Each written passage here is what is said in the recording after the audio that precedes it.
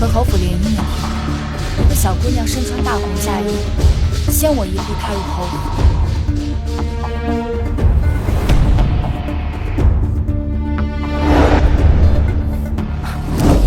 秦若霜，不被爱的人才低贱受气。就算你是正妻，小侯爷心里也永远只有我的位置。哼！你敢不敢把你刚才说的话再说一遍？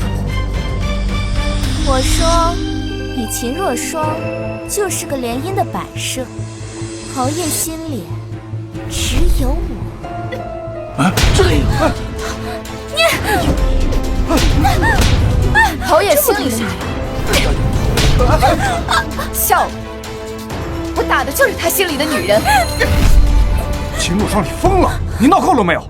前姐她只是我的表妹，她只是为了维护我这个表哥，说了几句出格的话。你怎么这么野？简直不可理喻！怎么，吃了亏就成了没有私情的表兄妹？你，我练的可是铁砂掌，论起扇坏人的嘴巴子，这京城里怕是没有我的对手。要不是我父兄战死沙场，他们用命换来的战功，需要有功勋的人来继承，怎么会轮得到你这个破败的侯府来娶我？这么早，来人！哎呦，为有这么大矛盾？你怎么一点好的不行？净学些下三滥的蝇营狗苟，像你表妹，干嘛还藏着掖着？垃圾！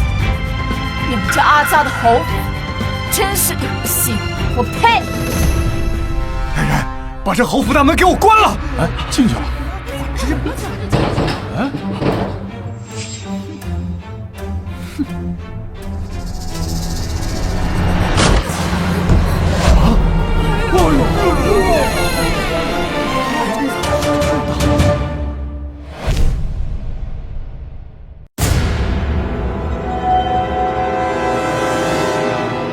李良，你给我听好了。我父兄功勋在手，我选择任何一个权贵人家，他们都会把我捧在手心，当珍宝一般对待。现如今是你们侯府没落了，上赶着求我才答应嫁的。你可别忘了，老侯爷在金殿苦苦哀求的样子，哪来的脸在这挑三拣四？给我死一边去！对了，你们好好商量商量，给我一个结果。不然明日我便去金殿告御状，抄你们侯府满门。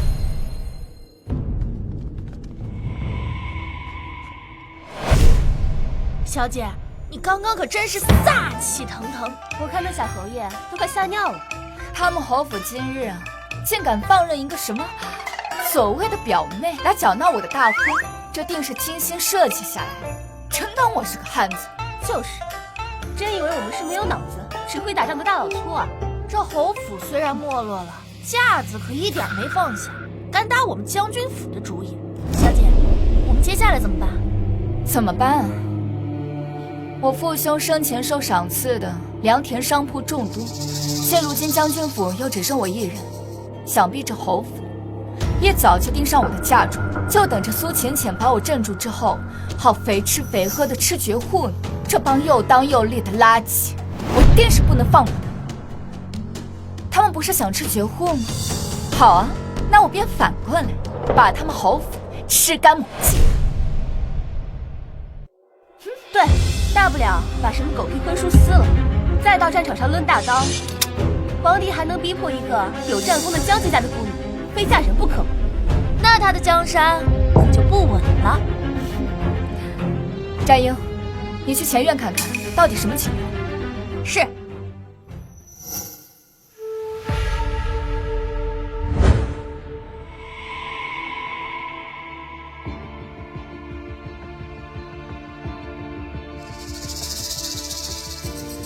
小姐，老侯爷出来了，正在安抚宾客。现在处理后宅事务的是侯府老太太。我就猜他们现在不搭理我们，定是准备兴师问罪。小姐，那我们怎么办？嘘，肯定是侯府派人偷听。这偌大的侯府，最在乎的就是面子。张英，赵英，听我命令，给我骂！得嘞，得嘞。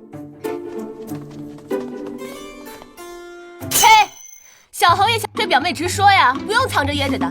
当了婊子还想立牌坊的垃圾，是不是那儿不行？不行就直说呀，咱们找郎中给你开药啊。咱们姐妹几个都是从死人堆里爬出来的，杀过的人头比你们侯府吃的米还多。想打我们小姐的主意，我呸！咱们让你有命享，没命花。哎呦，这就听不得了。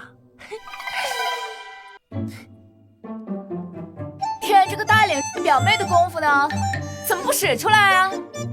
这侯府啊，就是贱。小姐，接下来我们怎么做？就等上他一步。若是他真的打算冷处理的话，那咱们也不用给他留余地。好，我们都听小姐的。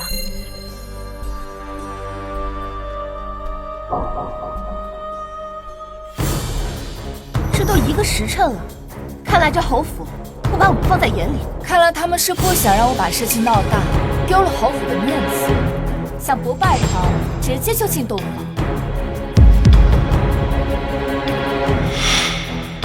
好啊，那我偏不如他们。姐妹们，现在把我送去喜堂，跟新郎拜堂。是。这里不是你们该来的地方，赶紧回去，回去！一拜天地。在这儿哪来的新郎？是苏浅浅。2拜高堂。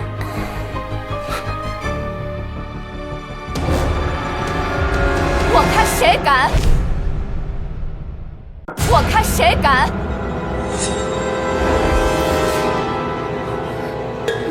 你怎么来了？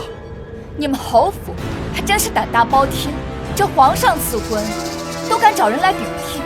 你们可知道，这可是诛九族的死罪！来人，替侯爷赎罪！是。不，你要干什么？哎呦！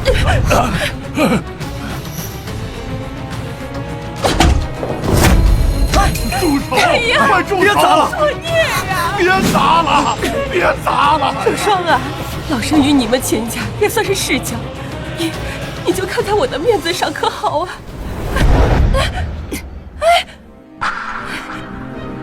你们若是真心待我的话，迎娶进门举案齐眉，相敬如宾，我何尝不会做一个合格的心腹？到时候自会给你们侯府留足了面子。可你们一家人却是齐心协力，想要算计我的嫁妆，那你们侯府的面子便是鞋垫子。给我砸！哎，秦若霜，你就是个泼妇！李良，你给我听好了，若是你们想保全侯府全家的性命，那现在便带上你那个贱人表妹到我的门前磕头，每个人100个响头。若是少一个的话，我便去告御状。活命的机会已经给你了，来不来随意。秦若霜，表哥，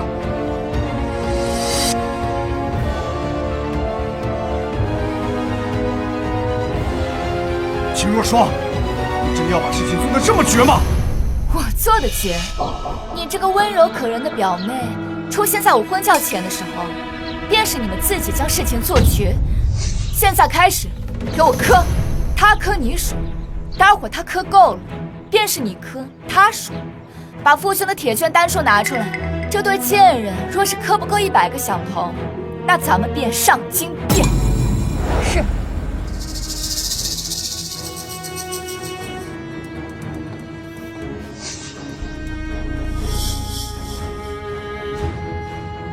还不快磕！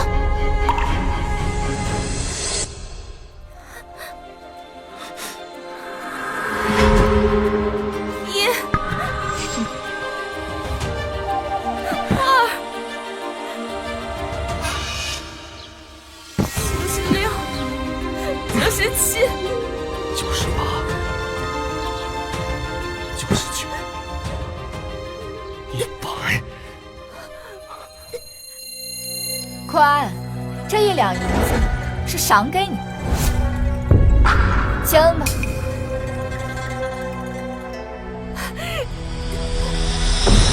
浅浅，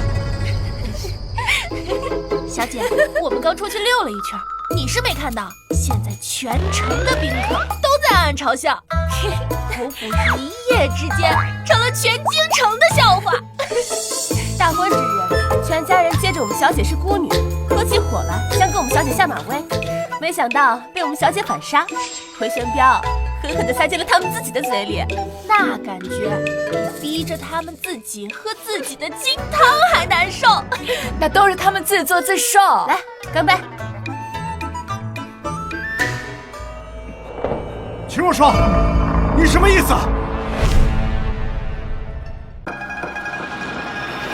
你也不撒泡尿照照自己的样子，哪来的自信？还想爬老娘的床？秦若霜，我可是你夫君啊！跪下！小姐让你走才能走。秦若霜，你还要干什么？皇帝赐婚，那自然会监察虚实。若是第一夜就让新郎睡客房的话，传出去肯定会引人怀疑的。你别用这种眼神看着我，我对你这种白条鸡可是一点兴趣都没有。把你脑袋转过去，看你脸就觉得恶心。你个悍妇，你心中可还有半点对为夫的敬畏？聒噪！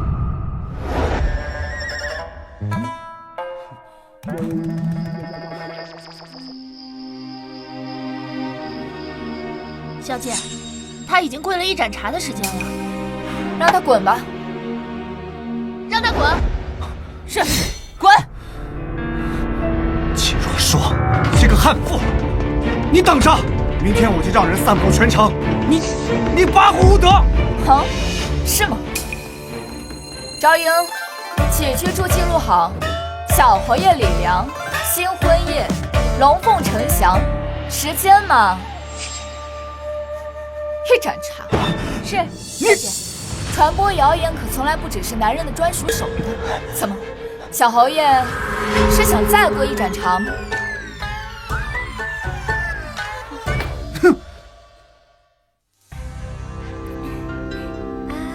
嘿嘿，你听说了吗？甜吗？将军府的那个秦姑娘又怕上守活寡了。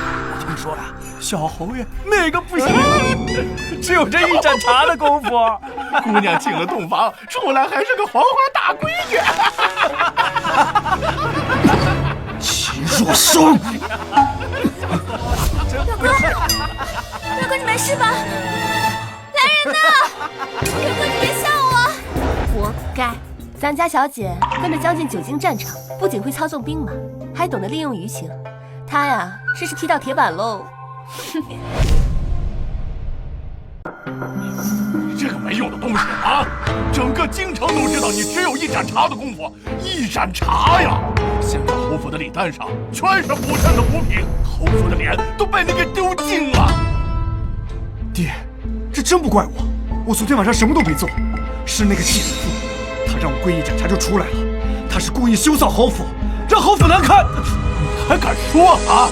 要不是你在大婚当日招惹他，叫他难堪，他能这样对你吗？哎，算了，为父教你一招，在我们吃光他绝户之前，你要哄着秦若霜，千万不要再纵容旁人招惹他了，尤其是那个苏浅浅，听到没有？是，孩儿听命。不让旁人招惹他，我偏不。你们怕他，我可不怕。我要让他知道，这侯府后宅到底谁说了算。哼！啊，秦小姐独得了将军府的万贯家财，怎么还这么穷酸啊？出门还带着假首饰。假首饰？小姐，这不是你的发簪，你的发簪是黄金做的，这只是黄铜。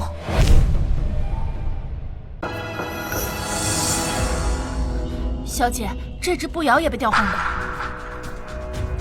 无妨。哎呀，行了行了，人家秦小姐这将门虎女的，肯定跟咱们不一样呀。咱们是穿金戴银，金贵无比，人家秦小姐呢，真是不挑啊，什么破铜烂铁的都能带出门，你就直接说他只是会舞刀弄棒的土包子不就得了？我可没这么说啊。妹妹们先聚着，我先走一步。我看你还能得意多久？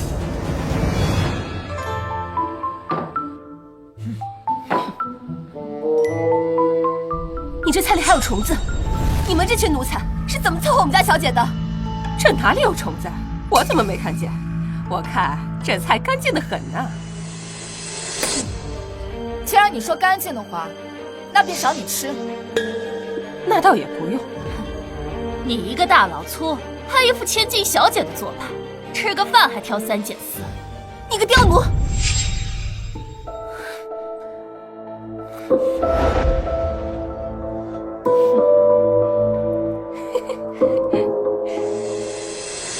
小姐，齐若霜，你很快就会明白，谁才是这后宅的女主人。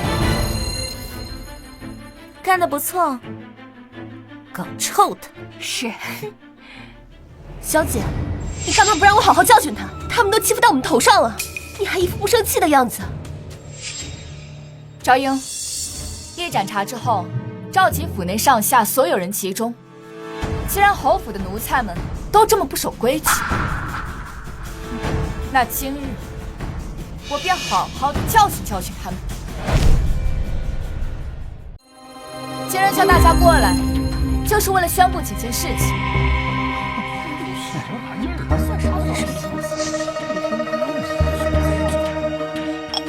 今天节日呢，侯府里倒是热闹得很，有一些不长眼的东西，以为我是什么好捏的软柿子。今天就是为了告诉大家，我既然有本事踏进侯府这个门，那便有本事能镇住侯府的鬼。之前那些不长眼的东西，该教训。哼，真假？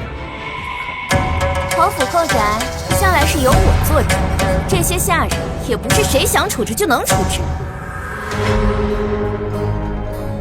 你手脚不干净，偷了我的黄金首饰，发卖给人牙子去做苦工吧。不是我，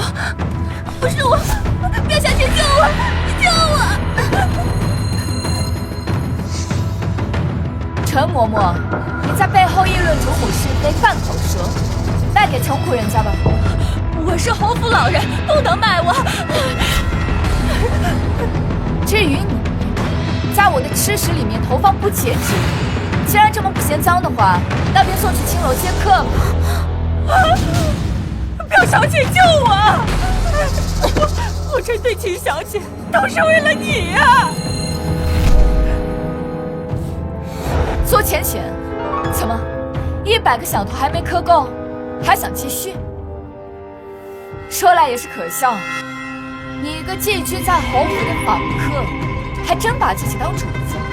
你们今天都给我认清楚，看明白，给我记住了，到底谁才是这个家的主子？可不是什么阿猫阿狗的小丑，就能跳到我面前来装人。你等着，我这就去告诉表哥。现在整个侯府都指望着我的嫁妆过来，他们又怎么敢得罪金主？你就算是去了，也是王八齐活该，白费力气。原来小姐等着今日一次性拔干净所有的钉子，既是处置了刁奴，又当众警示了众人，看以后侯府里还有谁敢生事。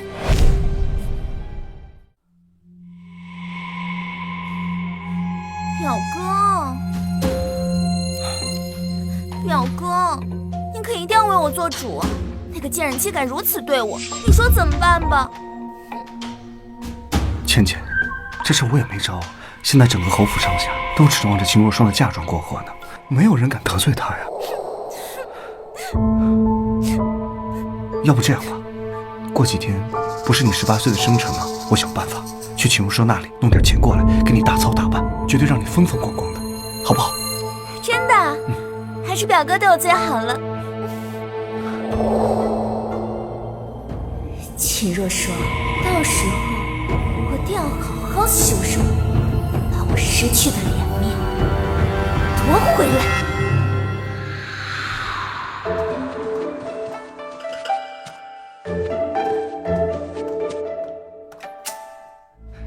陆少，这些是我给你置换的绸缎，入了侯府啊，你就不必要操劳过度了。管家管账，包括管理你的嫁妆，反正脏活累活呢，交给母亲操持就好了。她有经验，比你更会持家一点。会持家，然后便把侯府操持成这个狗屎样子。在我没来侯府之前啊，你们连吃个鸡蛋都要算计半天，就这还好意思让我把嫁妆让出？哪来的大脸？李良，我看这几天没骂你，给你脸是吧？不给便不给，怎么骂得如此难听？把你那匹破布给我带走！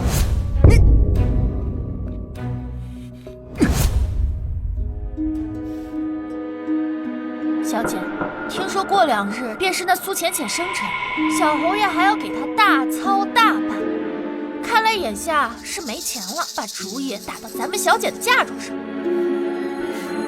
战英，你过来。到时候你摆在这。到时，咱们也给他送上一件大礼。这表小姐一个18岁的生辰礼都搞得如此隆重，看来这侯府实力尚存呐。就是不知对一个寄养在家中的表妹如此重视，这正室夫人该如何自处呢？就是。表哥，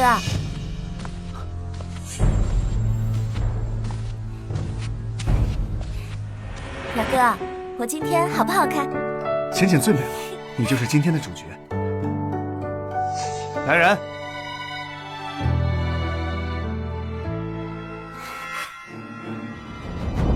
哎呦，这可是只有侯府正妻才能佩戴的规制啊！看吧，当初嫁过来的时候我就说，这秦若霜啊不会受宠。小侯爷明明给她穿小鞋，她又能如何？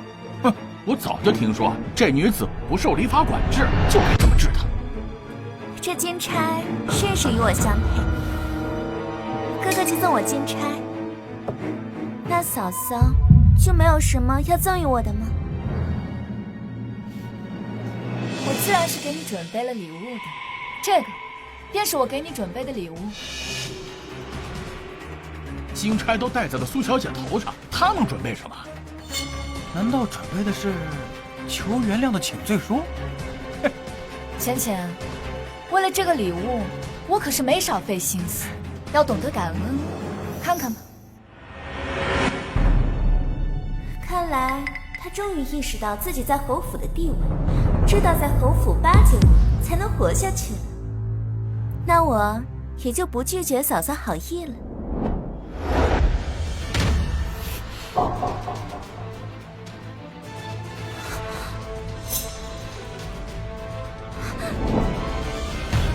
什么？要送我去和亲？这……对，通过我的不懈推举，陛下可算是终于同意了，将你送去塞外当和亲贵女。我要去塞外和亲。什么？塞外和亲？塞外那里可是苦寒之地，边疆蛮子又粗鲁不堪。秦若霜，你送表妹去和亲，不就是置她于死地吗？不可能，不可能！我怎么可能会去塞外和亲？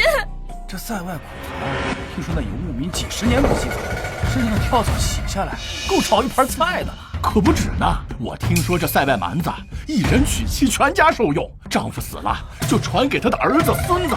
苏小姐这般瘦弱的身子，恐怕待不了2年就要香消玉殒了呀！表哥，你救救我呀，表哥！秦若霜，你怎么能如此歹毒，竟送表妹去和亲？表妹明明已经是什么？我看啊，你们明明是已经无媒苟合，暗通款曲吧？我的夫君，这表妹不会是你养在家里的静鸾吧？静鸾？听说女子被强制作为男子的玩物，方可称为静鸾，而且这2人的情趣与一般夫妻不同，多半是强制、鞭笞，甚至是……怪不得，原来小侯爷喜欢这个。不过别人不都说小侯爷那个……原来如此，小侯爷玩的可真花，只是可惜了这苏小姐受了那么多苦。诸位莫要听他胡言，我儿绝不是这样的人。是的，是的，绝对不可能的。秦若霜，你这就是污蔑！我什么时候跟表妹做过那种事情？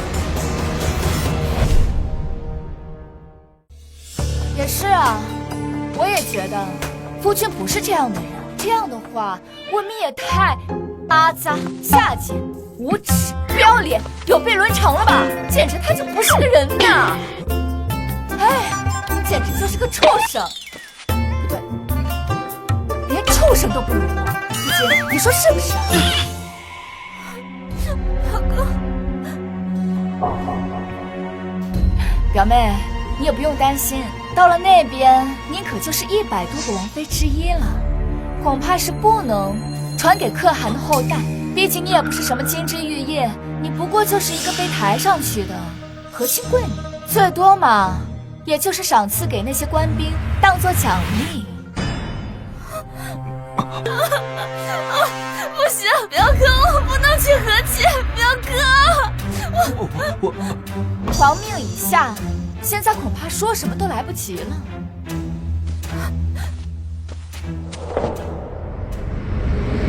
我不能去和亲，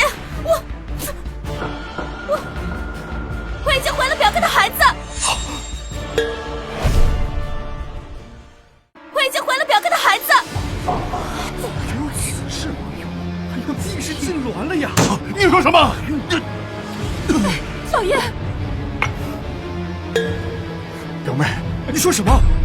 表哥，我已经有了你的骨肉，这可是侯府唯一的血脉，你一定要留下他呀，表哥！你与表妹私通，还搞出了私生子，这若让陛下知道，恐怕你这封爵就保不住。老爷，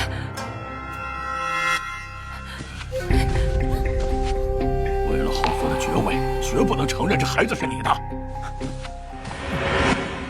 表妹尚在闺阁，怎么可能怀孕呢？表哥，我真的怀了你的孩子。小侯爷和表妹暗通款曲，可不是1天2天了，整个京城谁不知道？小侯爷现在不认，我们也就不相信呢。哎，只要这事儿没有传到皇上耳朵，这封爵之位就能保住了。哦，表哥，芊芊，当着这么多人面，一切配合我的权宜之计，不要告诉那些人我们的关系，否则我的爵位不保，我们的荣华富贵也就没有了。我岂不是还要被送去塞外和亲？你果然心里就没有我。只要你听我说的做，我保证不送你去和亲。真的？真的。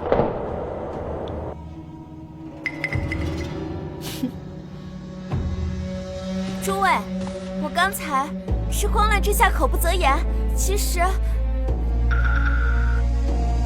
这孩子不是表哥的。不是他表哥的，孩子生父不明，但我表妹既已怀孕，便不能送去和亲了。我只好回禀皇上，收回成命。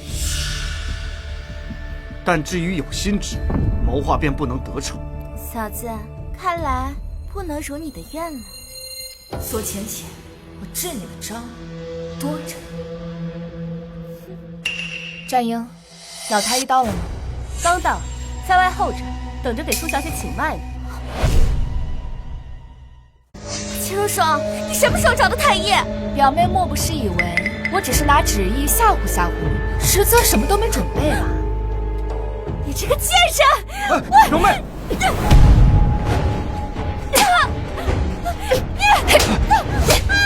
表妹，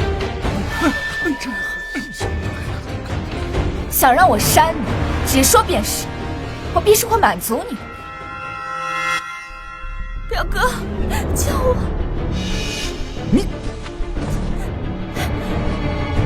苏小姐，你就等着吧。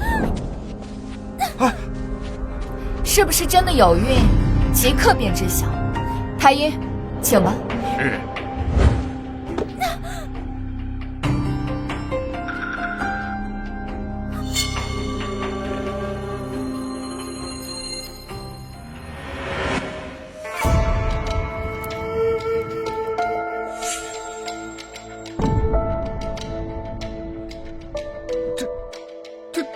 老太医，你确定这个是给人用的，不是给家畜用的？开玩笑了，微臣可是专业的。苏小姐，这是头一次怀胎，胎气自然是不稳，需要用这稳胎针扎入小姐脐下3寸的位置，只有用这粗针才能稳住散掉的胎气。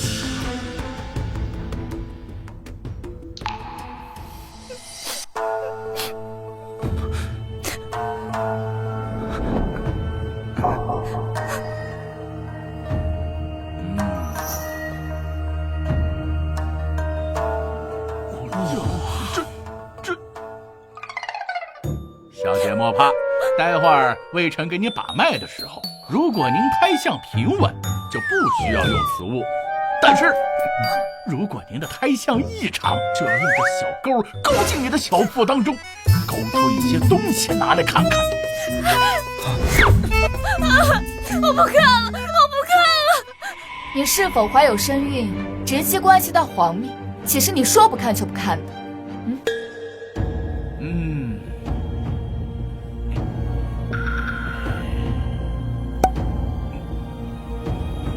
这是听胎筒，需要在火上烤得火热之时，就要往小姐的小腹中扣上去。若是听到胎声，那就没事了；但是，若是听不到，就要在小姐的小腹当中划个半寸的小口，用铁勺使劲地寻找胎儿所在的位置。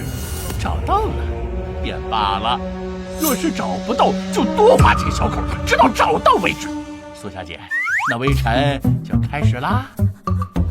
哎，表妹，老太医，你看我表妹都这样了，要不这脉就别耗了吧？是啊，这，那怎么行啊？这可是陛下的旨意，而且苏小姐也是陛下钦点。若是不探查清楚的话，你们侯府上下怕是没人能给陛下一个交代吧？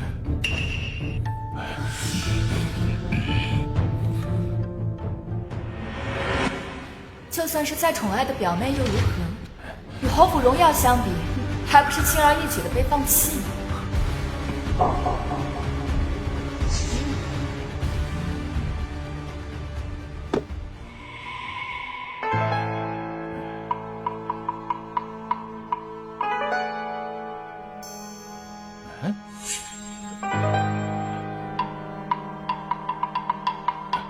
秦小姐，这苏小姐她没有怀孕呢。啊，没怀孕？这没怀孕？哎呀，这苏小姐就塞外和亲的事儿，怕是板上钉钉了。哎，看来这嫁给塞外蛮子的苦啊，苏小姐是不得不吃了呀。是啊，表妹。虽然表妹没有身孕，但却非处子之身。若是与塞外可汗和亲，恐怕这事是真的不妥呀。到时候若因此事影响两国邦交，你还有侯府可都是死罪啊！求求你了，你就放过他吧。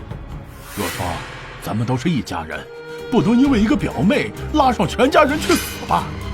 以后后院都听你的，还不行吗？小姐，老夫人都说了，把管家对牌钥匙给您，你就网开一面吧。什么？对牌钥匙？不是说后宅都听我们小姐的吗？那不就是让我们小姐管家？我，哎呀，是。既然老夫人跟老侯爷都这么说了，那我这个做儿媳的又岂敢不答应呢？既然如此，和亲一事，我会去向陛下禀明的。这个结局正合我意。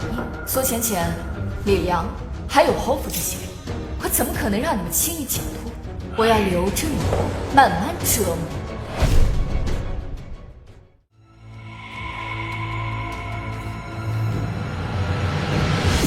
这秦若霜简直大逆不道，根本就没把侯府和我这个夫君放在眼里。我看，不如直接杀了，再把嫁妆直接抢过来了事。胡扯！他武艺深不可测，身边又有那么多女兵，怎么杀？谁去杀？杀了以后，又如何向皇帝陛下交代？你以后说话之前过脑子。那怎么办呢？侯府的家底都要亏光了，秦若霜的嫁妆没有到手也就罢了，连管家之权都交出去了，总不能一直这么耗着吧？咱们没时间耗了呀。我有一招。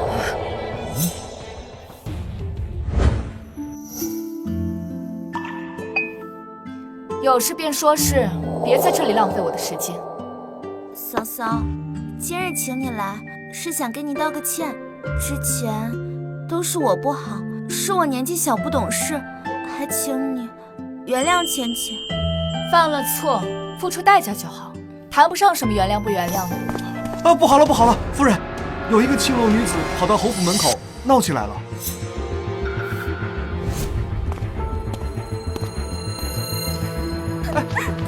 这成何体统？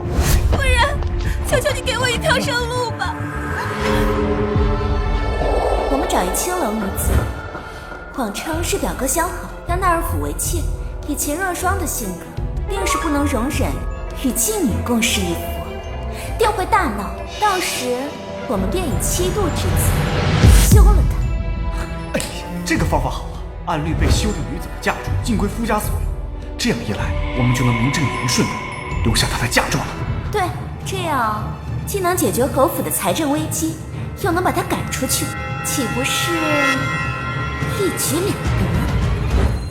秦若霜，你能打能杀又如何？这后宅的争斗还得靠脑子。你说清楚，到底怎么回事？我与小侯爷两情相悦，宁愿在青楼里长久地等着侯爷，也不愿接别的客人，所以保姆就把我赶出来了，说夫人不能收留我进府伺候小侯爷，我便真没活路了。你这是在逼迫我们小姐吗？我们小姐是将门千金，岂能与青楼女子共侍一夫？我说夫人，人家都求到这个份上，我看您就答应得了吧。是啊，同为女人，你怎么忍心看着别人被逼上绝路？这也太铁石心肠了。实在不是我逼迫夫人，我是真走投无路了。说夫人不能收留我，我便真只有死路一条了。夫人，你若不让我进侯府，我便长跪不起，以死明志。哎，你看看你，这小美人为我沦落至此，若我再不给个名分，那岂不是太不负责任了？今日谁说话都不好使啊！我一定要纳美人入府，日日宠幸，双宿双栖。嫂子，我看这位妹妹实在可怜，若是真的渴死在这儿，岂不是让外人笑话我们侯府薄情寡义，将门千金铁石心肠，表哥也会痛不欲生呢。我跟表哥这番添油加醋，秦若霜必定更加怒火中烧，说不定还会当街打死这个妓女，到时候便正中我们下怀。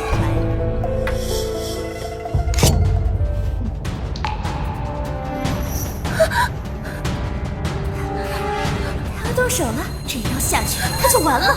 快动手，动手啊！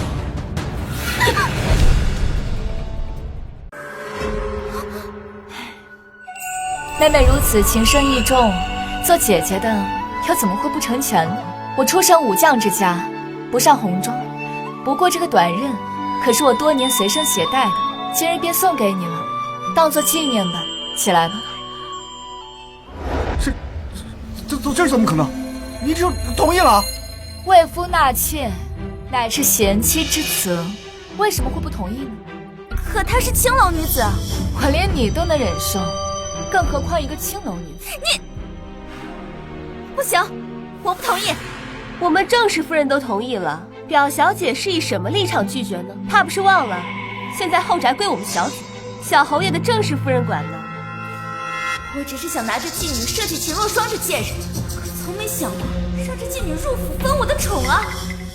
表哥，你说句话呀！小侯爷方才也说了，今日啊，谁说话都不管用，他定要娶美人入府，日日宠爱，双宿双栖。放心吧，我一定会照办的，并不会让咱们偌大的侯府没了面子，也不会让夫妻日夜煎熬。虽然此事没有扳倒秦若霜，但是得了一个娇媚动人的美妾，这不亏呀。今日之事呢，单凭夫人做主吧。哎呀，夫人，您真是好气量啊！如果是在下的话，恐怕没有那么宽大的胸怀。是啊，我家夫人要是如此，我死了也愿意呢。哎，小心点，嫂子听见。这怎么可能啊！老娘现在就让你死！嫂子，我不是那意思呀！等一下呀！姐妹们，回家吧。不行，我不同意。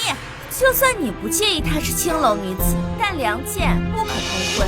若是你让表哥纳了贱妾，便是违逆律法，照样可以休了你。你说这个呀？小姐，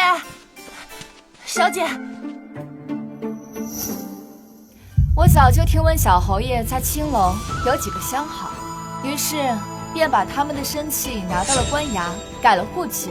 他们现在可都是良女。可她毕竟曾是青楼女子，传出去对表哥的名声不好。可就连是青楼女子，小侯爷他都一视同仁，这不更显得情深意重吗？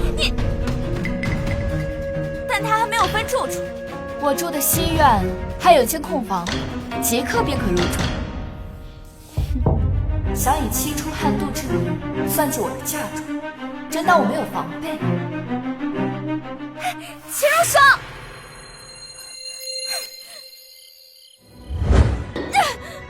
明明说好是为了算计秦如霜的，你竟真将这个贱人纳入府了！那是迫不得已啊！那秦如霜不吃这一套，事情都架在那里了，我能怎么办？放屁！我看就是想纳妾。纳妾怎么了？我堂堂小侯爷，府里添个人怎么了？你没说过只爱我的，渣男！不服！你看看那秦若霜多大度，要是你再这样，我就不来你这儿了。好啊，不来便不来，谁稀罕？到时我投井自杀，你不要后悔。你还敢威胁我？我威胁你怎么了啊？渣男，渣男！你还敢挠我？渣男！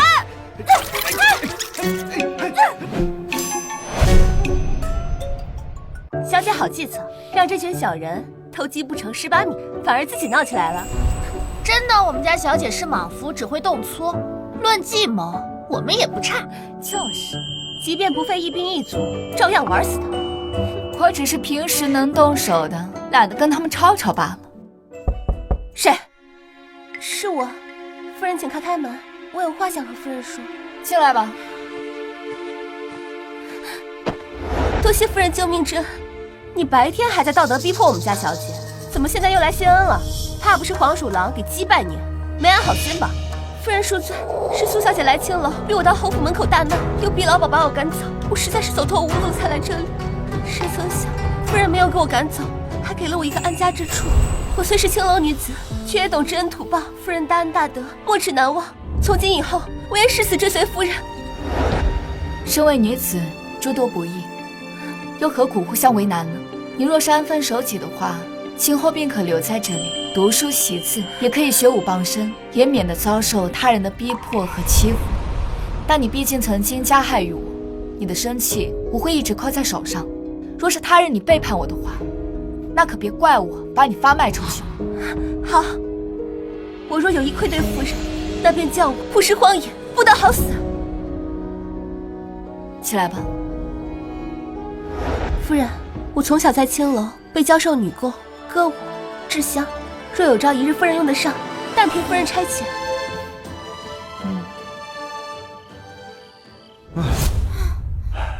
秦如霜，让你跌了这么大一个跟头，春日宴上我定要让你好看。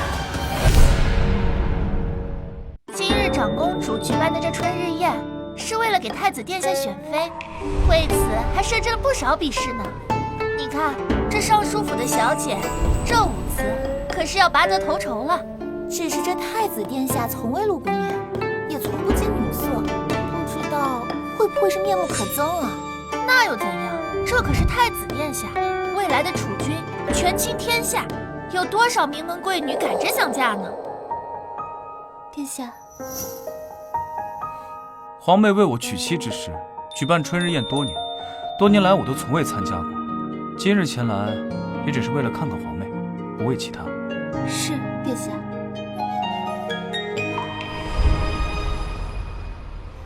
这京中才女果然不凡，这舞姿名动京城。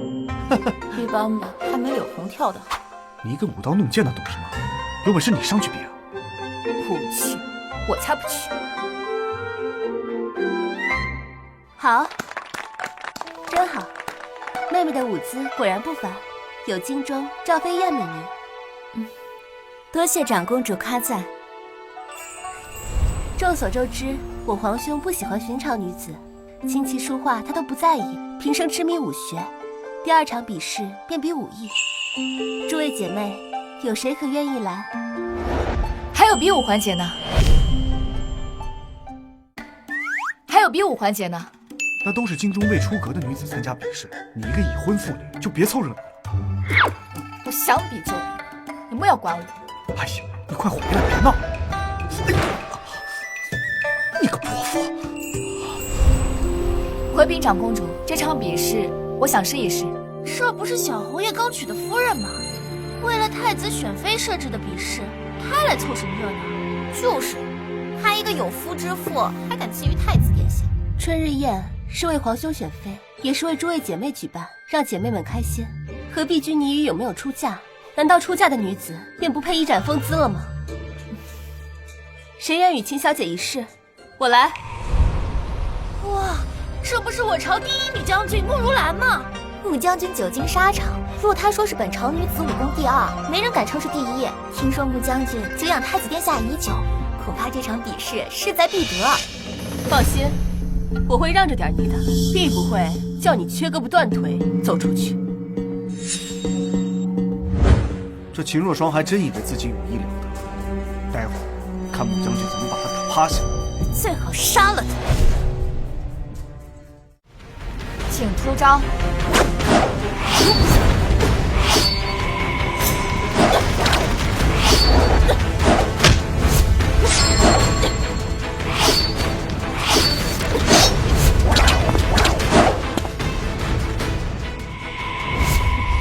穿着裙子还敢来参加比武，不如赶紧回家绣花。武艺高低不在穿着，将军也是女子，莫不要小瞧这裙子。看枪！将军枪法刚劲，是个少见的好手。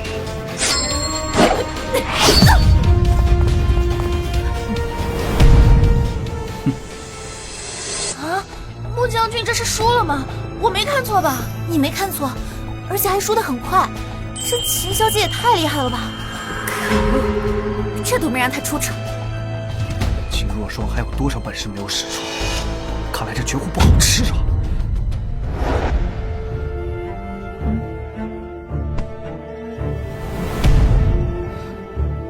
将军枪法了得，却输在了傲慢和轻敌。哼，那便不是我技不如人，我不服，要求加赛。公主殿下，我要求加1场射箭。若是射箭武艺，秦小姐都在我之上，那我便输得心服口服。秦小姐认为如何？当然可以，难得遇到像穆将军这么强劲的对手，我当然愿意。武痴，不过倒是跟一个人挺像的。这是特制的箭靶，射中靶心，轻而易举。要如何才能赢过对方，全看2位的本事。看来要赢过他，需要出奇招。穆将军，这次若是再输了，可别再嘴硬了。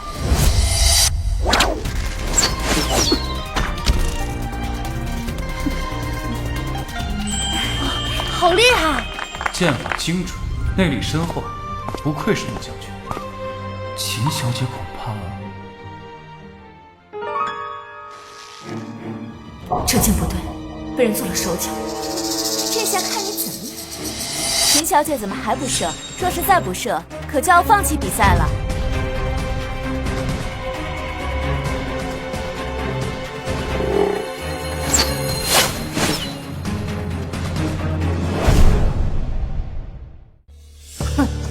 秦若霜，你这剑术妹妹也太差了吧！还有我说嫂嫂，你快赶紧下来吧，别给表哥丢人了。秦若霜，你终于当众出丑了。不应该啊，秦小姐武艺高强，不该一箭都没中啊。毕竟是深闺里的小姐，会些武艺强身健体也就罢了，估计从没有练过射箭吧？那还敢接下比试？真是丢人现眼。不对，谁说我没射中呢？穆将军，还请你到术前一趟，不要让别人觉得我作弊了。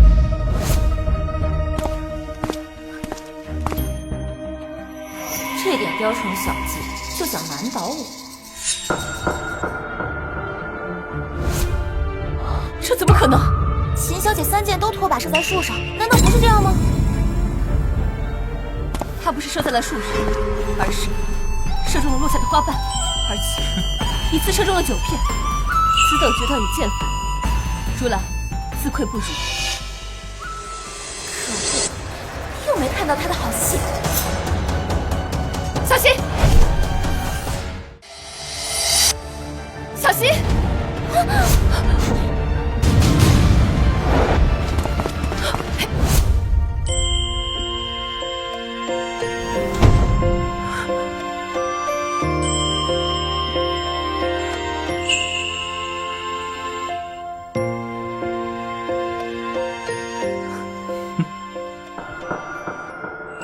秦小姐，对不起，你的剑，我……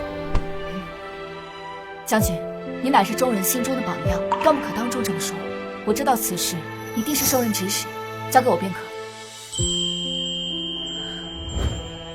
殿下，如兰今日算是见识到了什么叫人外有人，天外有天。回去必定精进技艺，不再骄傲自满，自请戍边3年，磨练心性，望殿下应允。看来秦小姐对穆将军的影响颇深，也好，本宫应允。谢殿下。秦小姐，我在京都亦有亲信，若有事儿，让亲信传信给我就好，我必全力相助。好。这秦小姐当真是奇人。可恶，这个秦若霜怎么什么都能化解？长妹，你还有什么招对付她？有，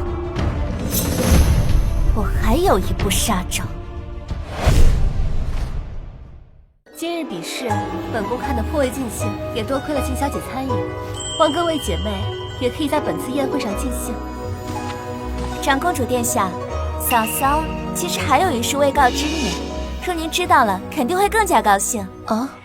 是什么？他又要整什么幺蛾子？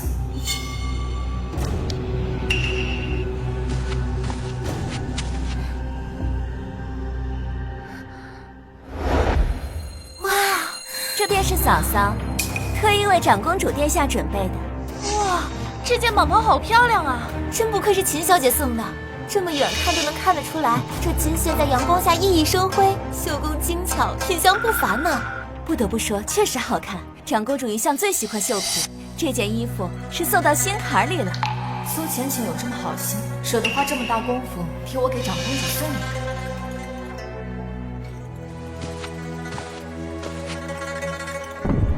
果真是好的，不穿有心了。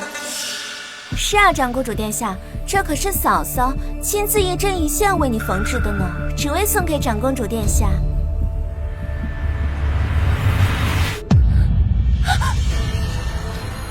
秦若霜，你好大的胆子，竟敢送本宫5爪金蟒！五爪金蟒，这可是谋反之罪！来人，将他拿下！来人，将他拿下！长公主殿下的蟒袍，按理只能是4爪。秦若霜，你这送的是5爪金蟒，是想置长公主于不忠不孝、不仁不义、意图谋反的境地吗？是啊，还好长公主及时发现，若是传到陛下的耳朵里，恐怕长公主的性命都难保。秦若霜，亏本宫还觉得你是个有礼节的可敬之才，没想到你竟想谋害本宫！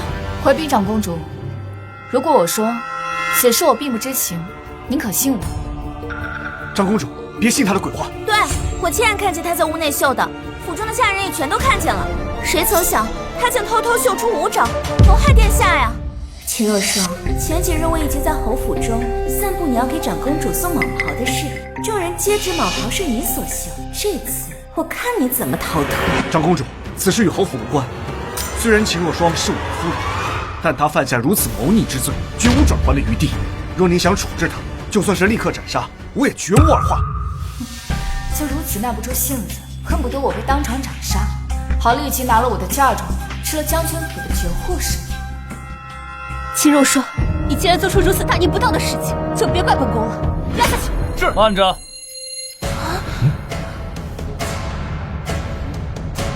我觉得此事另有蹊跷。切，你是什么东西？长公主的事情也轮得到你管吗？就是，恐怕这人跟秦若霜是一伙的。长公主殿下，求您一同处置。住口！皇兄，你怎么来了？皇兄，他是太子。他是太子。太子，参见太子，参见太子殿下。小侯爷，好大的威风！我倒是不知，本宫堂堂太子怎么被你一个侯爷处置？微臣不敢。太子，我与他素不相识，他为何要替我说话？都起来吧。回禀太子殿下，这个秦若霜藐视君威，意图谋反，他就送给长公主5掌蟒袍，请您立即处死他。好大一顶帽子呀！苏小姐一口一个意图谋反，你可知谋反乃是诛九族的大罪，你们侯府一个都跑不掉。不是这样的，此事乃是秦若霜一人所为，我们不知啊。我愿立刻写下休书。此刻，这罪妇与侯府再无关系。秦小姐，你有什么想说的？回禀太子殿下，此事确实与我有关。哦。还请太子殿下将这蟒袍交给我，再给我准备一碗清水。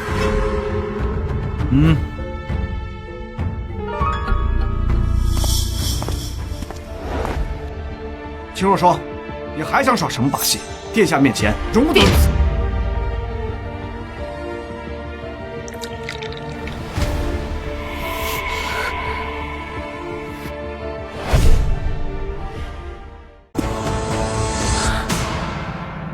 奇了，原来这不是龙爪，而是一朵金花。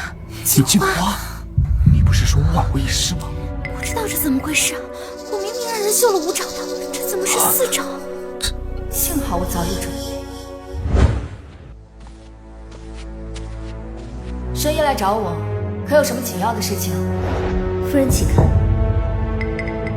这是什么？5爪金蟒，这可是皇上才能穿的衣服。你可知道，私制此袍可是死罪啊！夫人恕罪，是苏小姐吩咐我绣的。苏小姐吩咐我绣这5爪金蟒时，我便觉得奇怪，想到今日府邸私下都在传，夫人要给长公主绣一件蟒袍，在春日宴上送给长公主，便更是心生疑惑，赶紧来跟夫人说明。5爪金蟒，看来他们是想置我于死地。柳红，你精通女工，可有什么破解的法子？奴婢会一特殊技法，能将它变成双面形。到时你将它浸在水中，纹样会有所变化。既然你们要加害于我，那就别怪我反将一军。回禀太子殿下，回禀长公主，此乃琼花，乃是天下无双的祥瑞之花。这金蟒脚踏祥瑞之花，寓意着福泽绵长。臣女祝长公主千岁千岁千千岁。长公主千岁千岁千千岁。若霜，方才是本宫冤枉你了，望你不要怪罪本宫。你有什么心愿，本宫都帮你实现。臣女确实有一个愿望，还请太子殿下和长公主一定要成全。你尽管说，本宫能做到的都满足你。既然方才妹妹这么想替臣女送礼物，那便让她给在座所有的贵女屈膝下跪，并说：“姐姐，我错了。”若霜说的都对，这样来化解众人对我的误解，如何？想得美，秦若霜，我好歹是侯府的人，好歹是小侯爷的表妹，你这样折辱我，这表哥的面子于何地？你就不怕表哥怪罪于你吗？难道小侯爷会为了一个远房表妹怪罪我这个正妻吗？听说侯府内宅常年是表妹当家，今日一看，似乎真是如此。秦小姐乃是功勋忠义之后，又是皇上钦点的侯府正妻，你一个侯爷竟然帮着外人来欺压皇上钦点的正妻，这事要传到皇上耳朵，我看你这小侯爷有用当。不会，怎么可能？你能让他做什么，他照做便是。表哥，他还不照做？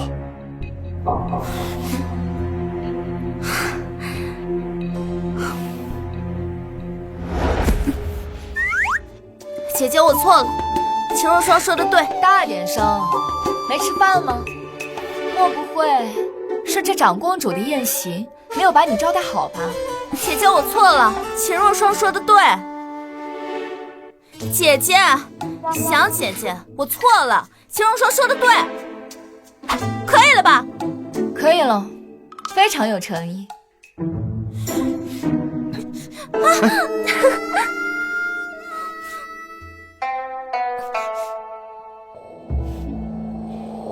秦若霜，让你出这么大仇，我一定要杀了你！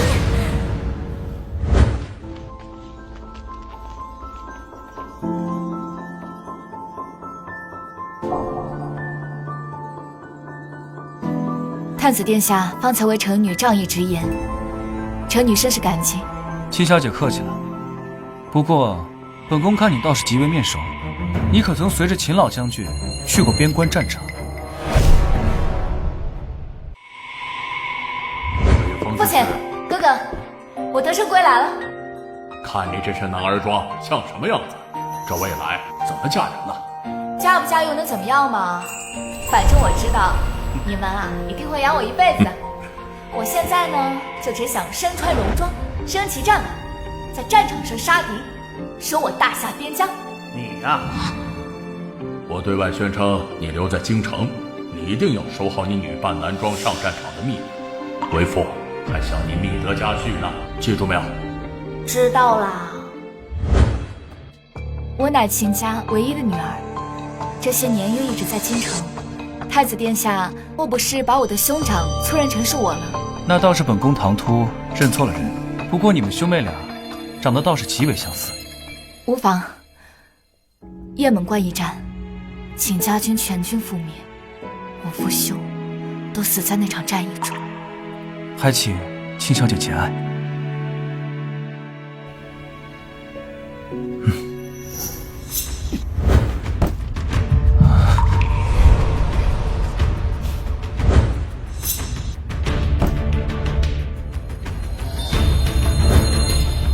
就是他。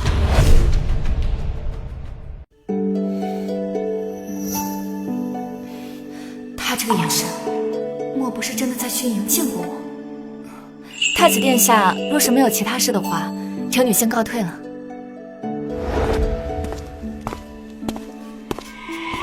没想到多年后再见，你已嫁为人妇，侯府乃龙潭虎穴，他们屡屡算计于你，今生就算没有缘分，本宫也会护你一世平安。开得真漂亮，这个不错啊。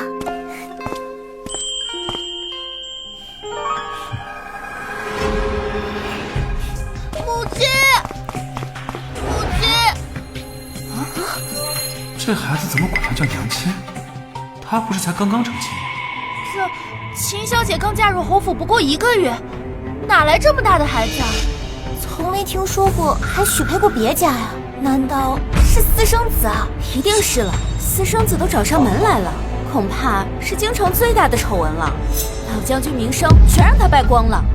秦若霜啊，一个宫女绝户，我就不信整不死你。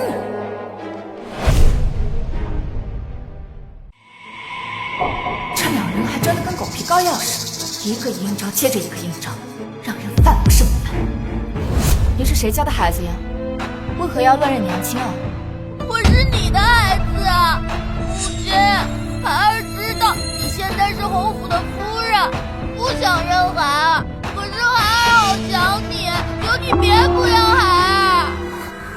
呀，嫂嫂，这是你的孩子啊？哎，你别说，眉眼跟嫂子还真有几分相似呢。表哥，这么大的孩子，表哥你已经不知？我完全不知。秦若霜，原来你嫁入侯府前就与他人私通，还搞出这么大个孩子来，你把我们侯府当成什么了？简直是不守妇道，给我们京城闺女的脸都丢尽了。这小侯爷还真是可怜啊。就是啊，他不是这种人，定是要上诬陷。长公主殿下，此贱女瞒着我与他人私通，还生出个孩子了，微臣实在不堪耻辱，还请长公主为微臣做主啊！你想怎样？微臣恳请休妻，将此贱女进猪笼。进猪笼，这可是身为女子最难看的死法了。活该，是他不守妇道在前，我可不愿同这种人同为京中贵女。老将军若是在天有灵，定会被他气活，再气死。为人母亲的，能如此心狠，连自己的孩子都不要了，活该受此大刑。就算剥皮抽筋都不为过。他说这是我的孩子，你们便都信了？孩子是最纯洁无辜的，从来不会撒谎。他如今都跑到你身边喊着你母亲了，还能有假？就是。秦若霜，你若现在认罪，我可恳请长公主饶你不死，只需要你留下嫁妆，滚出侯府，然后便为贱民即可。好啊，算盘珠子都拨到我脸上，我就说这侯府的账怎么就算不明白呢？原来是缺算盘珠子呀！你这个贱妇，死到临头了，还敢辱骂侯府？我有办法证明他不是我的孩子。小孩，先把手放开。我不放，放了娘亲又要跑了，我打死不放。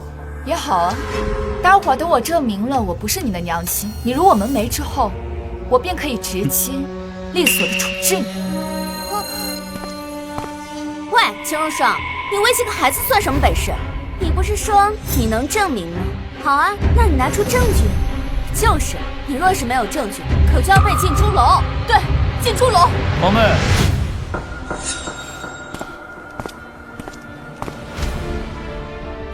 这些就是你推荐为太子妃的京城贵女，刚吃了人云亦云的亏，就又人云亦云，简直就是一群无脑的蠢货。在事情没有弄清楚之前，我若再听到有人胡说八道，立刻拖出去杖毙。秦氏，你可有什么办法证明？我需要长公主允我派人回侯府取一样东西。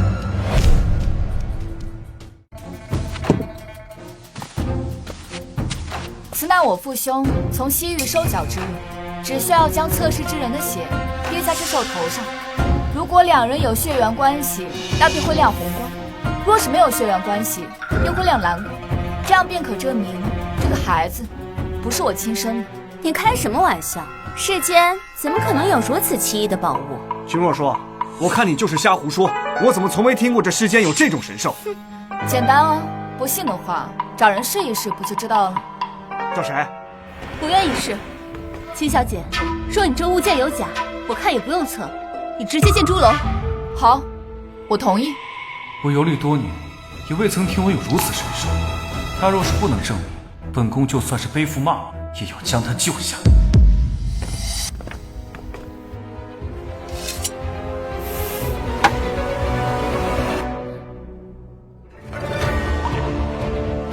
月儿，谁知道会不会有人暗中操控神兽发出红光，作弊呢？哼！是蓝光。秦若霜，你连作弊都做不明白。京中谁人不知，丞相府家的小姐育有一女啊，就是这个孩子。你这鬼东西，却说这孩子不是亲生的，你还说不是耍大家？我看呀，你就该被扒光衣服进猪笼。对，长公主，请立刻把这贱妇进猪笼。秦若霜，事实如此，这次我也保不了你。我的神兽从来都不会出错。这位小姐，您确定这个孩子跟你真的是母女关系吗？当然，这事是众人皆知的，大家都看到了，事实都摆在这里了。秦若霜还要说别人母女不是亲生的，破坏人家母女关系。切！长公主，请准许我立刻把这贱妇拉出去，进猪笼处置。对，进猪笼，对，进猪笼。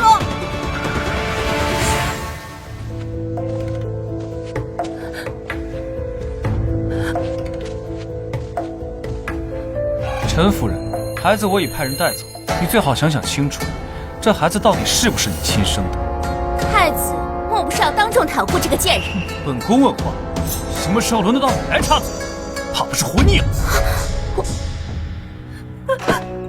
求太子饶命啊！玉儿，的确并非我所生。姐姐，你说什么？玉儿不是你亲生的，你胡说什么？这怎么可能？其实，这孩子是我一姐所生。我一姐受夫家虐待，还含恨而死。她夫家又重男轻女，我怕这孩子在他们家根本撑不到几天，所以我将他抱了回去，谎称是我所生。抚养之间，我原以为这个秘密可以保留到我死去，没想到今天却被秦小姐的神兽测出。还请今天的各位替我和玉儿保密。今日之事，日后不得外传。若是被本宫发现，必然深究。那也就是说，秦小姐这个神兽是真的。就算这神兽是真的，那也并非能说明这秦若霜和这孩子没关系啊，还是要做过测试之后才能知道。秦氏，测测吧，这下便能还他清白了。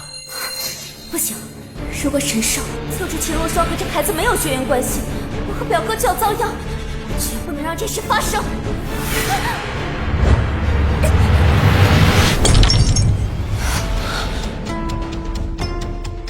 苏浅浅，你居然故意损坏了老将军给小姐的遗物！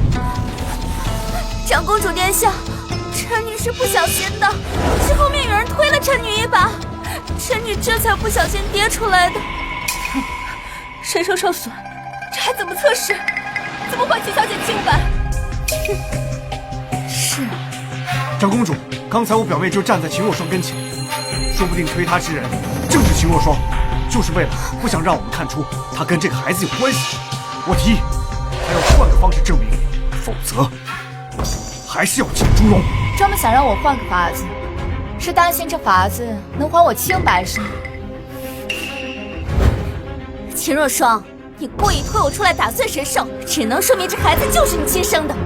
我看你现在就要被禁猪笼，还要扒光衣服游街示众。谁说神兽碎了便失去作用了？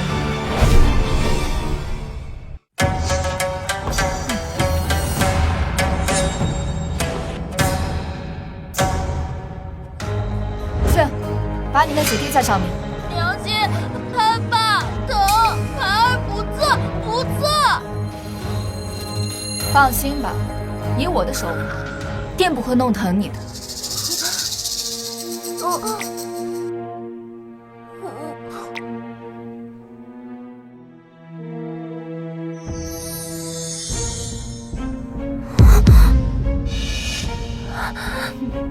我就说吧，这小孩跟我们家小姐没有关系。这什么意思啊？若是发紫光，则证明测试的两个人并非两代人，而是同样年纪的人。不信的话，可以在场随便找个小姐来跟我测试一下，定然就是发紫光。什么意思啊？这怎么可能是同样年纪的人？侏儒？难道这个小孩是一个成了年的侏儒？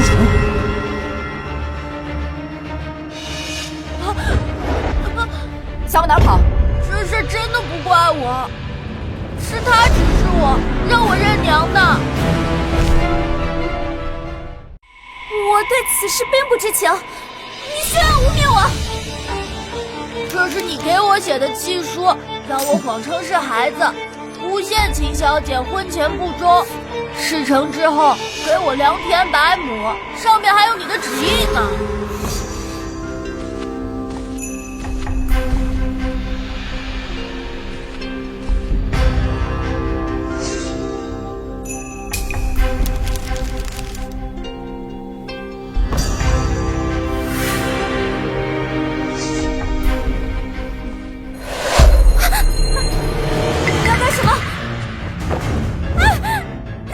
拿出来。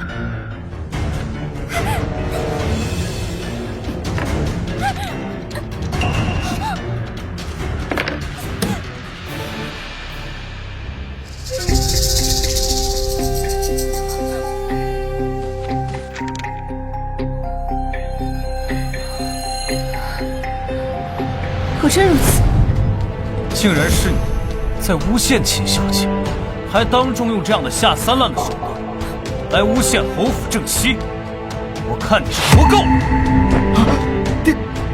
殿下饶命啊！殿下饶命！我不是故意的，求您放过我。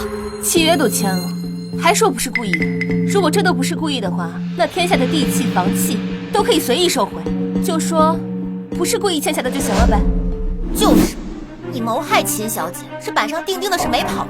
我原先以为是秦小姐对不起侯府，没想到你这个女人蛇蝎心肠，竟如此对自己的嫂子下毒手，而且用此事将秦若霜置于死地，反被她害了。这事不能怪我，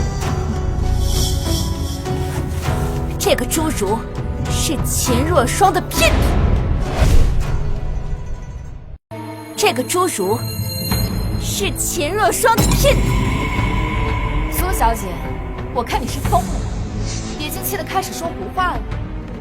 从春日宴开始，苏小姐就一直针对秦小姐，若是只有1次2次也就罢了，可是那么多次，但凡是个明眼人都该看出来这是个阴谋。就是，苏小姐这是拿长公主、太子殿下和我们当傻子耍呢。我有证据。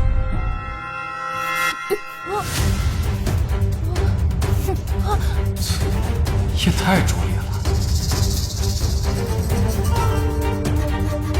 诸位请看，这就是秦若霜是她姘头的证据。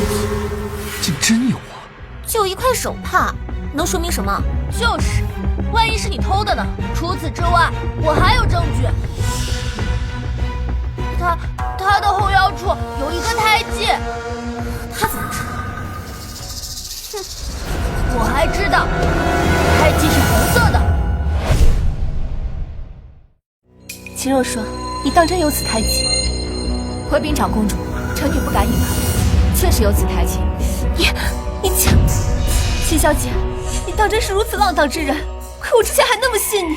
我早就说了，他不是什么好东西，对将军府丢人。秦老将军竟养出你这样伤风败俗的女儿，他是如何得知我后腰处有胎记的？还知道胎记颜色？秦若霜啊，秦若霜，你更衣时我的丫鬟曾经偷偷看到，没想到竟在此处派上了用场。秦若霜，事到如今，你还有什么话可说？依我看，进猪笼都治不了你的罪，要把你扒光的衣服扔到大街上，油漆示众，让那些百姓们瞧瞧，将军府养出了你这么个伤风败俗的女儿。秦若霜，你让我丢的面子，今日我全都要加倍奉还。秦小姐，太子殿下让我和您说一句话。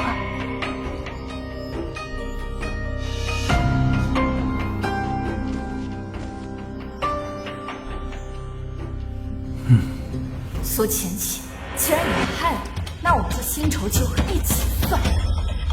秦若霜呀，秦若霜，我劝你最好赶紧俯首认错了。就是，我确实有胎记，但你可知道我的胎记大小如何，又有什么特征？我当然知道，知道什么就快些说出来，莫要磨磨蹭蹭。是红色的。还有呢？有铜钱大小，是圆形，没那么深。胡扯！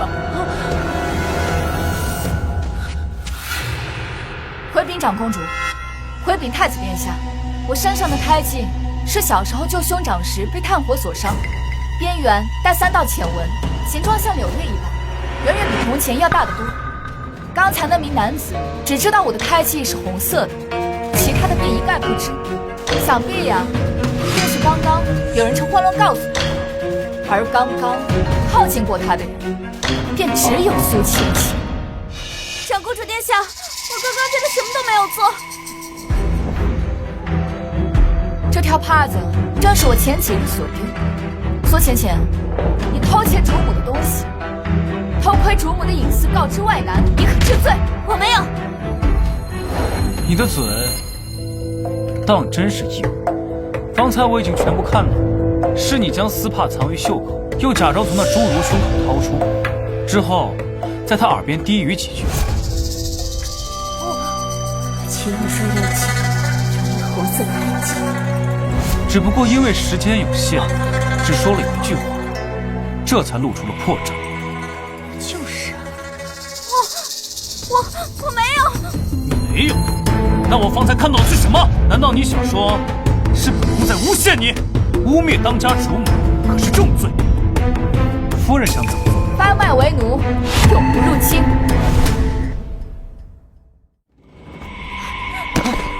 芊芊，什么？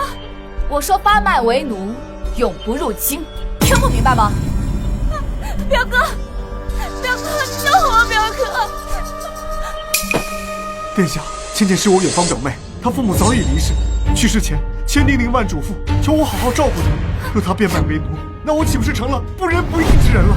小侯爷此时替表妹求情倒是积极，刚才污蔑秦小姐，嚷嚷着要让人家进猪笼，甚至还有扒光衣服游街，居然还有2副面孔。就是，要不是秦小姐和太子殿下拆穿了苏浅浅的阴谋，现在秦小姐怕是跳进黄河也洗不清了。张布，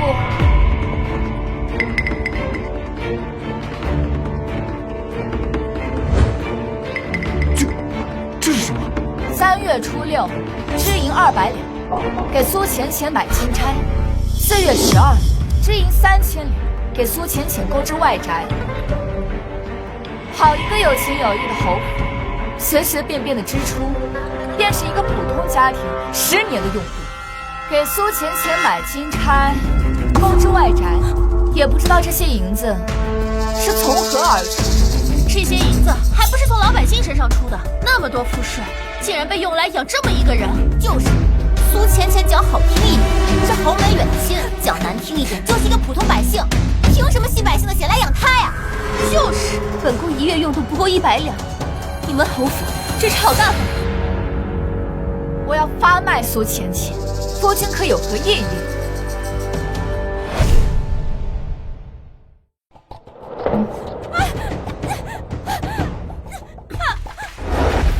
秦若霜，我不会放过你的。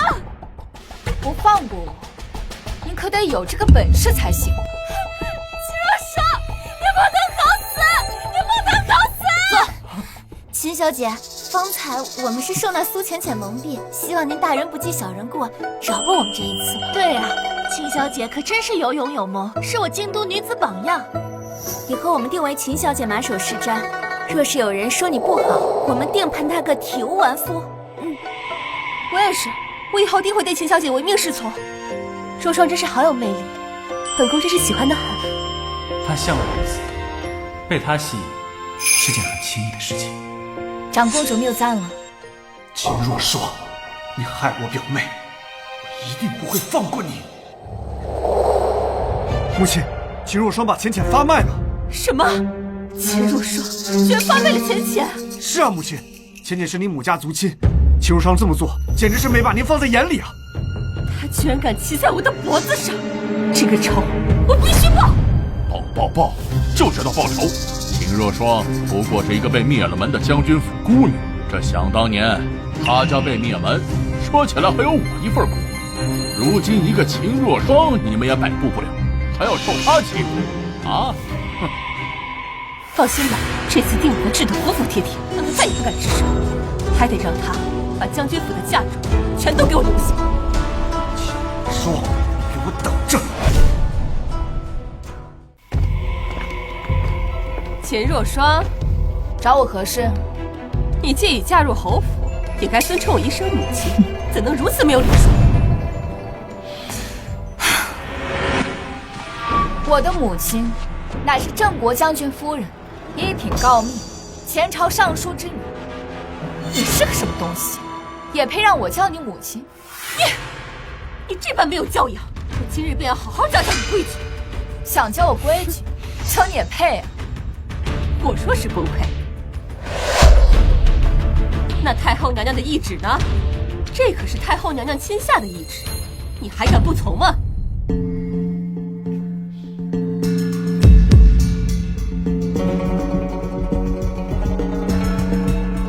太后娘娘的懿旨，谁敢不从啊？你想怎么教？唉，从明日起，你需每日天不亮就来给我请安，给我斟茶倒水，按肩捶腿。还有啊，我这身体不好，你须得给我煎药，我那药需要文火3个时辰，烈火3个时辰。你需要亲自守着我的药锅，若是敢离开半步，或是让我不满意，那即刻扫地出门，留下所有价值。这才是你的主要目的。听明白了吗？听懂了。不过我觉得呢，这并不能解决问题。什么？老夫人身体不好，我呢倒是有一个法子，保证能让您身体康健，宛若18。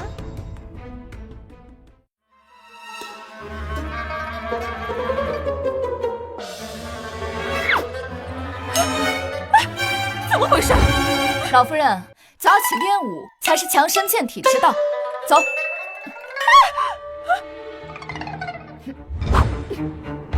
嘿。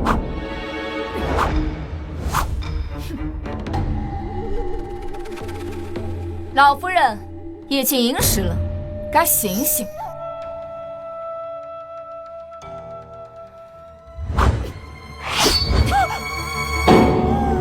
夫人，夫人。哎呦，这个秦若霜，也不知道是我教训他，还是他折腾我呀。老夫人，该起床练武了。每天鸡不见就喊人起床练武，我这把老骨头都散架了，我才不去。老夫人，我这可是按照您的吩咐，带您强身健体呀。您若是不去的话，那我走了。等着。老狐狸又想出什么阴招，不过无论什么阴招，最后也只能自讨苦吃。老夫人，您还有什么吩咐？你把我折腾成这副样子，你得去给我买最上等的药材和补品，要100年血莲、1000年人参、10000年血参，这些钱就从你嫁妆里扣。到时候把药材一卖，他的嫁妆还不是落到侯府手中？想变着法儿的克扣我的嫁妆。好，这些都需最上等的药材，若是有一点残次品，我就去太后娘娘那儿告你一状，叫你即刻扫地出门，嫁妆也不想带走。老夫人您放心，我一定给您准备最好的。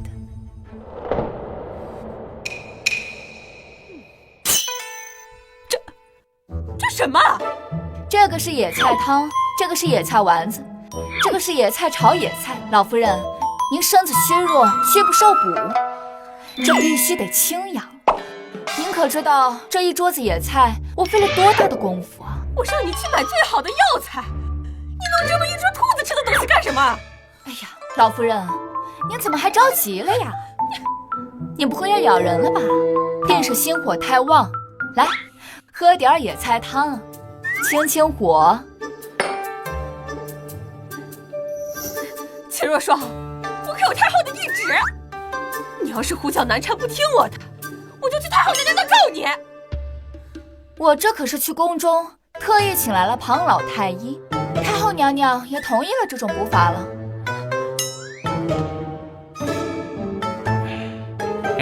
老夫人，微臣确实有太后口音，让您务必把身体照顾好。啊？这人哪吃得进去啊？可是这人哪吃得进去啊？那简单，太后娘娘说了，您呐就应该每天吃野菜，每天得吃3碗。啊？您若是觉得吃不下的话，自会有人帮你。老夫人得罪了。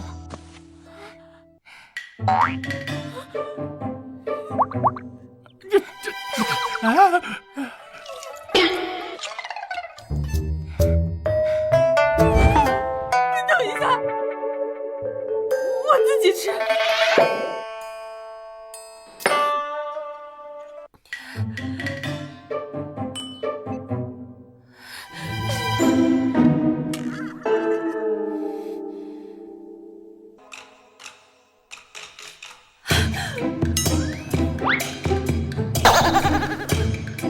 装逼算计，治你。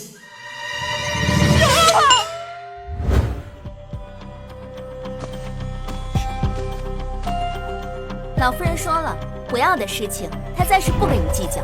但是太后的懿旨还没完，老夫人让你去祠堂替她抄经，18部祈福真经，抄不完不许睡觉。这怎么抄得完？你这不明摆着欺负人吗？就欺负你了，怎么了？我们老夫人可是有太后懿旨，不愿意也可以，把嫁妆拿出来呀。你回去禀报老夫人，我现在就去。深夜叫我去抄经文，肯定是计划着别的什么阴谋诡计。刘红，你懂得最多了，你随我一起去。秦若霜，这次你死定了！刘红，别抄了，赶紧尝尝，可甜了。夫人，我们今天不是抄经吗？而且这是祠堂啊，你怎么吃上贡品了？这又不是我家的祠堂。再说了，侯府的这些祖宗能教出这样的后人，肯定上辈子也没少干那下杂事。吃吧。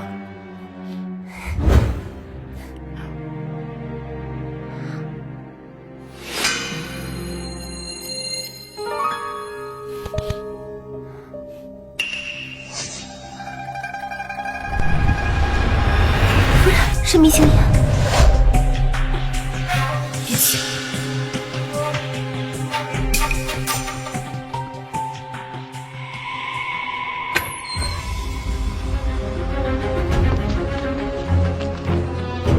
跟我斗，我吃的盐比你吃的饭多。秦若霜，过了今晚，人人都会知道你是个不要脸的荡妇。到时候不但你的嫁妆全归侯府，我还要你死无葬身之地。去吧。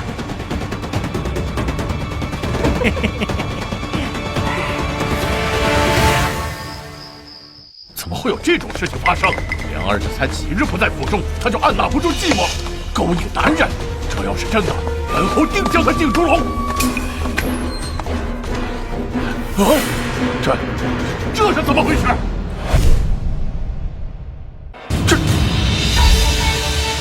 这是怎么回事？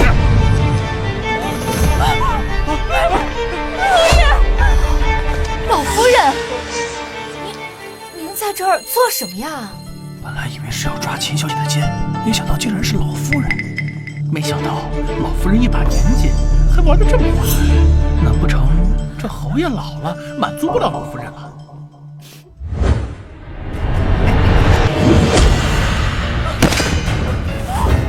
别急了，既然你们侯府这么想置我于死地，那我便让你们自食恶果。把他俩给我抓过来！侯爷饶命啊！想都没想到是老夫人呐！都是秦若霜，我昨晚是来抓他的奸的呀，侯爷。我，老夫人，我昨天夜里也没来过祠堂啊，你怎么可能是来抓我的？胡说！侯爷，你可以问问我的贴身丫鬟，昨晚的事她知道的一清二楚啊，侯爷。是。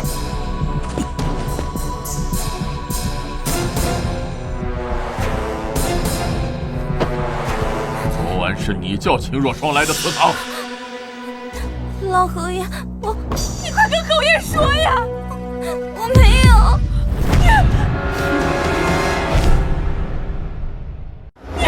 你是我的贴身丫鬟，你怎么能撒谎呢？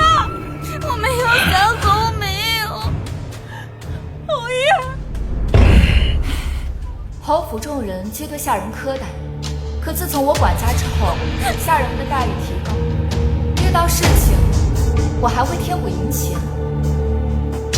现在侯府众人早就为我所用，连贴身丫鬟都这么说了，想必不会有假。肯定的，老夫人怎么会想陷害自己的儿媳呢？看来给老侯爷戴绿帽子这事儿是板上钉钉了。够了！你这个伤风败俗的贱妇，把我的老脸都给我丢尽了！侯爷，你听我说呀，侯爷！闭嘴！这个奸妇，给我拖出城外庄园去，看押起来！没我的命令，不许外出！那个床子又破又老，我年事已高，身体又不好，你把我送过去，不就是要我死吗？谁让你给我戴绿帽子的？带走！李然，多年夫妻结婚，你不能这么对我！秦若霜，我做鬼也不会放过你的！做人斗不过我，做鬼我更不怕。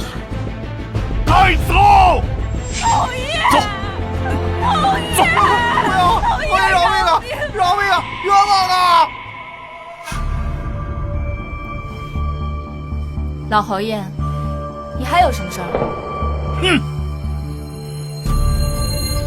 又废，你们都逃不掉，我要一个一个把你们侯府吃干抹净。小姐，自从苏神浅被流放，小侯爷整日棉花素柳，都把家安在了那些烟花女子的床上。那不是正好吗？给我省事儿了，省得我天天看他那张脸犯恶心。小姐，小侯爷回来了，现在在侯府门外。烦人的玩意儿又回来，走吧，去看看。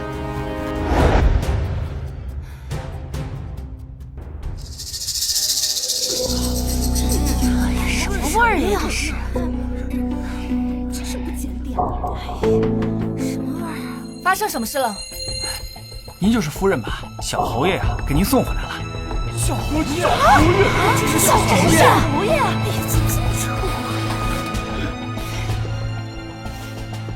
哎呀，看这脸！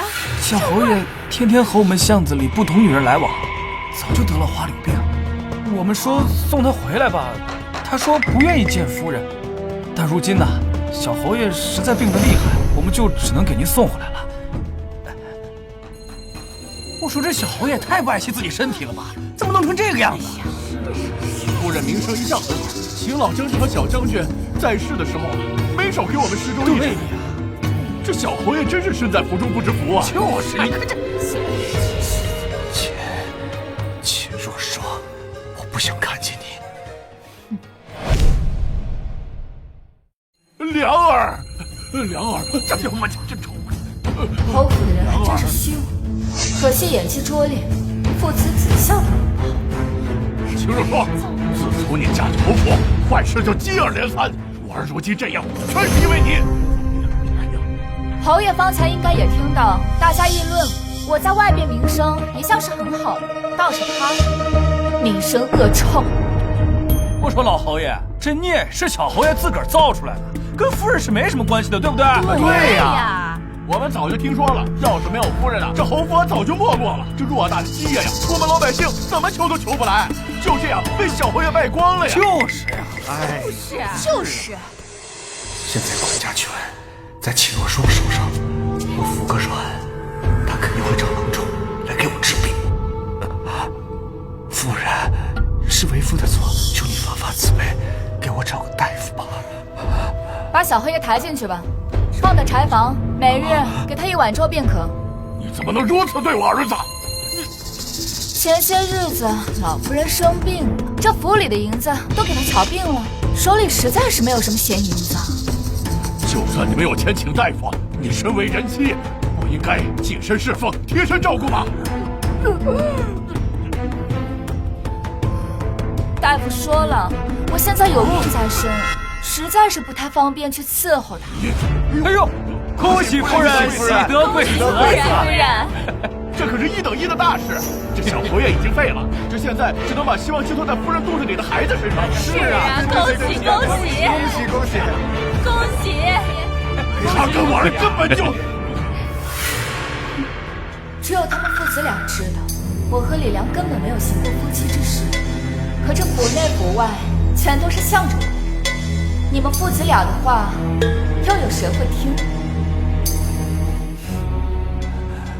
你这个屠夫！小侯爷呢，虽然只有1盏茶，但他毕竟年轻，还是很威武雄壮的嘛。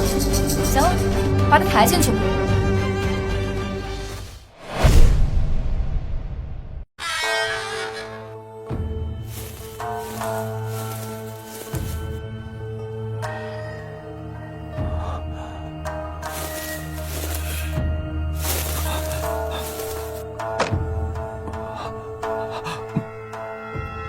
想当初，秦家战败是我一手促成，没想到如今我们家却被将军府的一个孤女搞成这副样子，我的心实在是不甘了。那个女人竟然真的将我关在柴房里，每日只给我1碗粥，她是诚心想饿死孩儿。父亲，这一次断不可留的。为父有办法了，本侯出手，这次必将他碎尸万段。哼！小姐，小姐，佳音，出什么事了？你平日里可不会如此鲁莽。小姐，我刚刚听老侯爷说，秦家战败与他有关。看来，老将军和少将军的死与他脱不了干系。我这几日在查看侯府的账簿，就发现了有许多猫腻，还有一笔巨额的支出，想必这定和前线有关系。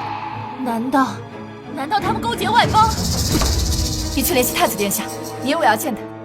是。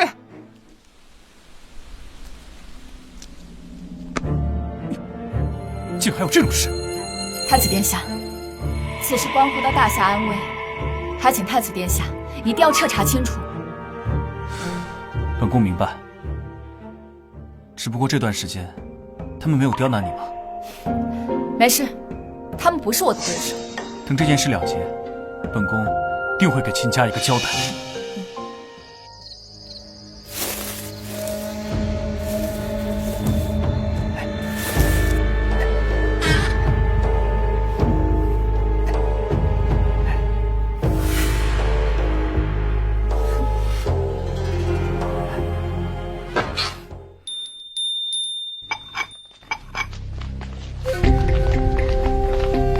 秦若霜，看到太后娘娘还不赶紧下跪！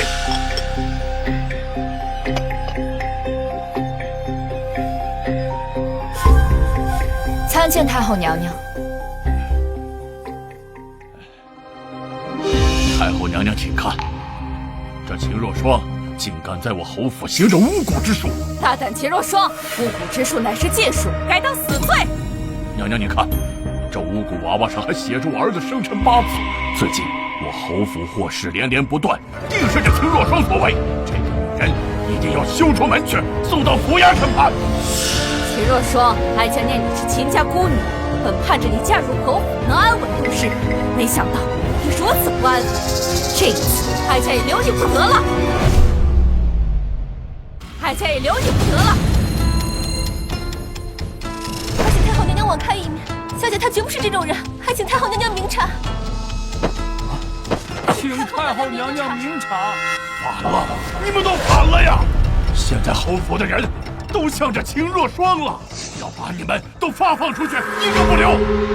太后娘娘，连府里的下人都知道我干不出此等事情，而您乃是一国之后，您怎能就这么轻信小侯爷他俩的一面之词呢？现在人赃并获，秦若霜，任你巧舌如簧，逃不过我国律法。秦若霜，你现在还这么嚣张，本侯这一次一定要治你的罪，把你赶出侯府，将你碎尸万段。哼！侯爷好大的口气啊！太子殿下，太子殿下，太后娘娘，这巫蛊娃娃是小人奉了侯爷之命埋在树下的。什么？在说什么？本侯怎么可能让你做这种事？小人也不敢做出这种伤天害理之事，但我又不敢违背侯爷的意愿，所以只好把小侯爷的生辰八字给改了一个字，请太后娘娘明察。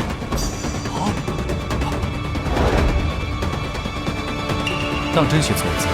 夫人，在我母亲生病的时候，给了我一大堆银子，要不是夫人，我的母亲恐怕早就没命了。夫人菩萨心肠，不应该被奸人所害呀。李忍，亏本宫还信任你，想必你夫人进宫跟我说的那些话，秦若霜如何苛待她，也是假的吧？太后娘娘恕罪。太后莫急，他侯府干的阿杂事还不止这些。这本账簿记录了侯府与外邦勾结的所有事。他侯府常年入不敷出，欺压百姓，钱都拿来支援敌军了。不仅如此，雁门关一役秦老将军与少将军战死，也是他们侯府所为，是他们将消息散布给敌军，他们才是真正的乱臣贼子。秦老将军与少将军为我大夏立下赫赫战功，到死都是马革裹尸，没想到竟然不是死于敌军之手，竟然是被自己人所害。李衍、李良，证据在此。即日起，侯府查封，资产全归秦若霜所有。侯府亲眷除秦若霜外，满门抄斩，即日行刑。饶命！看在老臣年迈的份上，饶了我吧！若霜，你饶了我吧！若霜！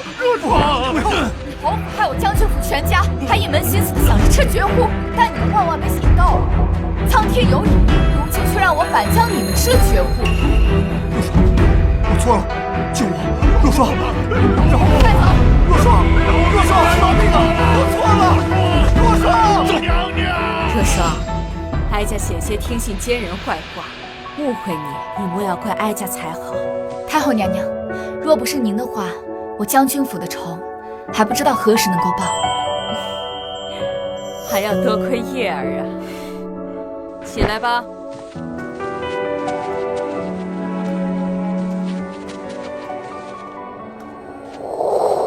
若霜，其实从多年前你女扮男装，第一次随父兄上战场时，我便倾心于你，直到你嫁入了侯府，我当时便想着暗中护你一世平安。到了后来，我才知道你与那小侯爷只是空有夫妻之名。现在侯府已倒，你可愿随我回去？本宫许你太子妃之位，以后你便是一国之母。本宫保证以后不会再娶，绝不会让你再受人欺负。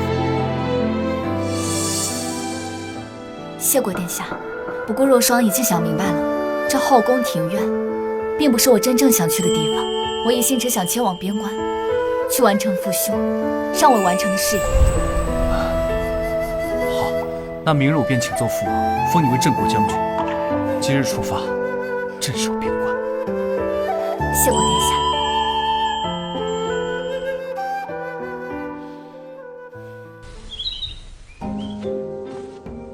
扎营，赵营，收拾一下东西，我们准备启程了。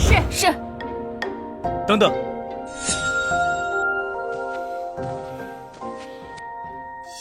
秦将军，我已向父皇禀明，自愿戍守边关3年。将军可愿带我一同前往？我萧明业愿为秦将军鞍前马后。将军既然要守着百姓一世太平，我便随将军一起守护万世。